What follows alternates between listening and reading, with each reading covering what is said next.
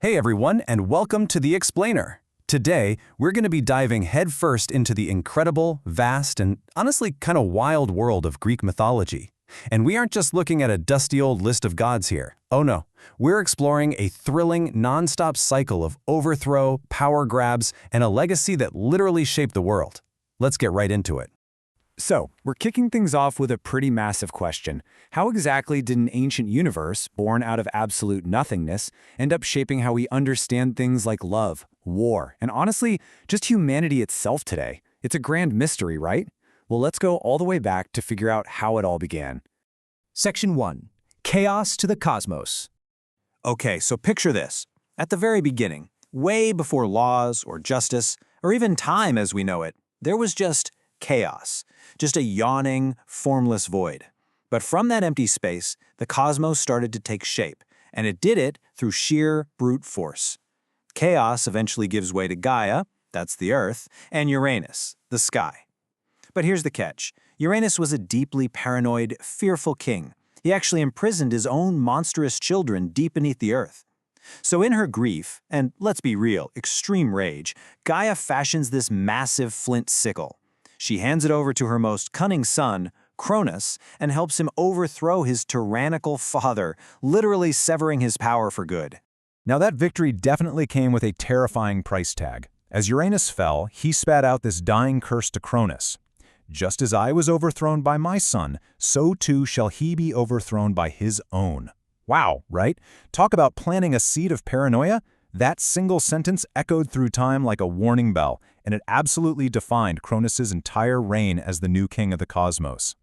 Moving on to Section 2. The Reign of Olympus. So, because of that terrifying prophecy, Cronus gets paranoid and does the unthinkable. He swallows his own children whole, right as they're born. I mean, yikes. But his wife Rhea wasn't having it. She secretly hid her youngest baby, Zeus, completely setting the stage for the ultimate cosmic rebellion. What followed was a 10-year war called the Titanomachy, and it wasn't just a regular war. It was a fundamental shift in the very fabric of the universe. On one side, you've got the Titans up on Mount Othrys, representing raw, elemental chaos and sheer brute force. And on the flip side, you have Zeus and the Olympians on Mount Olympus. They were bringing in something totally new: justice, politics, these very human-like flaws, and a brand new divine order. All right, so after the Olympians win the war and casually cast the Titans down into the endless pit of Tartarus, they had to figure out how to run the universe. The three victorious brothers literally rolled the dice of fate to divide up the realms. Zeus ended up taking the sky and thunder, cementing himself as the undisputed king. Poseidon claimed the restless seas and all the sea monsters, while Hades drew the short straw and took the underworld, ruling over shades and hidden wealth. Earth itself was left as this sort of neutral ground shared by everyone. They were basically carefully balancing their power so the newly ordered world wouldn't just shatter all over again. Which brings us to Section 3, the Age of Heroes. Now, with the Olympian order firmly in place, you start to see this really tumultuous, messy bridge forming between the divine gods and newly created mortals. And honestly, this tension is perfectly captured by two very different Titan brothers. First, you have Prometheus, whose name literally means forethought. He uses his reason and openly defies Zeus by stealing fire to give humanity the spark of civilization, and of course he's punished eternally for it. Meanwhile, his brother Epimetheus, meaning afterthought, acted in total haste. He accepted Pandora and, well, accidentally unleashed all the world's sorrows from her jar. Talk about contrasting siblings, right? To make sense of all this, the ancient poet Hesiod mapped human existence into 5 distinct epochs. If you look closely, you can see a pretty steady decline. It starts off great with the Golden Age, pure, peaceful harmony, zero toil or suffering. But then it drops into the arrogant Silver Age, and then the violent, war-obsessed Bronze Age. But wait, right before things hit rock bottom, there's this brief, brilliant flash, the Heroic Age. This was an era packed with demigods, glorious quests, and epic battles. But unfortunately, that eventually faded, dropping us right into the Iron Age, which Hesiod considered our current era of constant sorrow and hard work. So how did those heroes in that brief golden window actually live? Let's take a quick look at Perseus' journey to get a feel for it. Life for a demigod was basically a non-stop gauntlet of divine tests and inescapable prophecies. I mean, Perseus starts off being cast into the sea in a wooden chest. Then he's tasked by a cruel king to go fetch Medusa's head. Luckily, he gets some divine gifts like a mirrored shield and winged sandals, manages to slay the Gorgon, and rescues Princess Andromeda. But then, almost incredibly, he still accidentally fulfills the deadly prophecy by killing his own grandfather. It just goes to show, these heroes completed completely impossible labors and suffered incredibly. But in doing so, they earned a kind of legendary immortality that even the gods themselves couldn't achieve. But as all things do, this heroic age had to come to an end, and it met a very violent one at the Trojan War.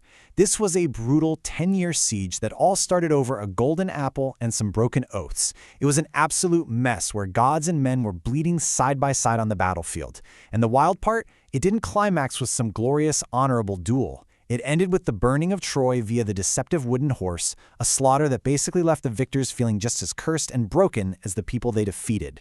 Section 4, Fate and the Underworld.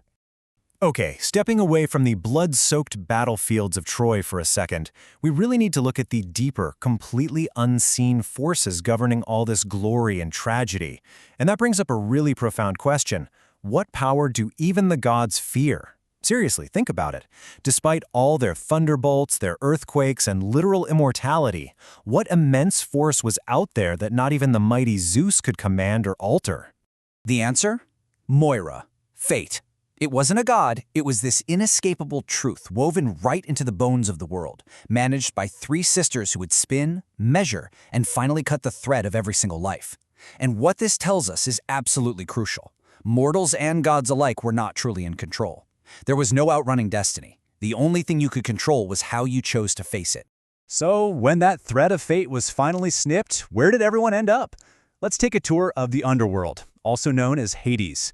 Now, all souls, no matter who you were, journeyed to this neutral, shadow-filled realm. You had to deal with rivers like the Styx for unbreakable oaths, and the Lethe for forgetfulness. You'd meet Charon, the ferryman, who always demanded his coin, and of course, Cerberus, the giant three-headed hound guarding the exit.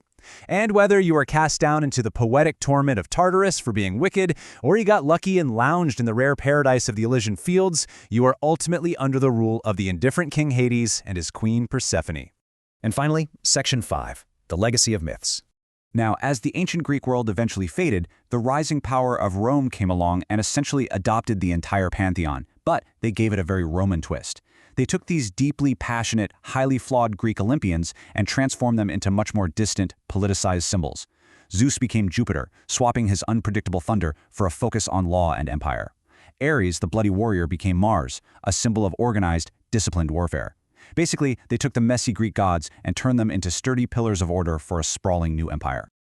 But you know, even Rome's highly organized version couldn't last forever.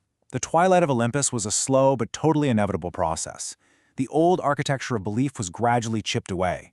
You had mystery cults popping up offering personal salvation, philosophers starting to openly mock the idea of literal gods on a mountain, and eventually the sweeping rise of Christianity. That was the final nail in the coffin, outlawing the ancient sacrifices and silencing the great oracles for good. But here's the thing. The gods didn't actually die. The echo of these myths is honestly profound. They just survived hidden away in texts and libraries, only to come roaring back to life during the Renaissance as these powerful symbols in art and sculpture. During the Enlightenment, thinkers studied them as deep philosophical allegories. The Romantics loved them for their emotional and tragic depth. And today, in the modern world, they are completely woven into our pop culture and even our psychology. They're everywhere. And they survived because, as this beautifully puts it, myth is not fixed. It is living memory shaped by those who carry it. I love that. It reminds us that Greek mythology is far from being just some dead religion. It's a living, breathing framework. It's a lens we still use today to help us understand our own human potential, our dangerous hubris, and our incredible resilience. So as we wrap up this explainer, I really want to leave you with this final thought. The gods may have physically left Mount Olympus a long time ago, but how are their ancient stories still shaping your world right now? Next time you read a book or watch a movie, look around at our modern stories of heroes, love, and tragedy, and ask yourself, how much of Olympus still lives in you?